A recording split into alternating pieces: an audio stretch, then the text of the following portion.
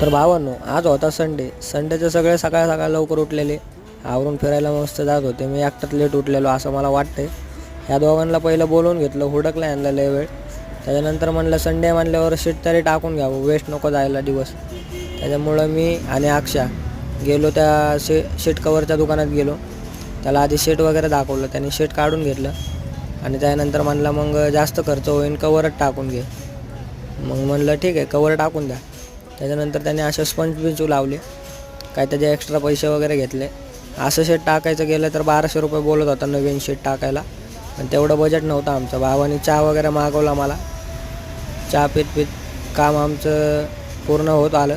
त्यानंतर स्टॅपलरच्या पिना मारून घेतल्या त्यांनी आणि मग 4-5 स्टॅपलरच्या पिना लावून बघितलं शीट कवर कसं दिसतंय.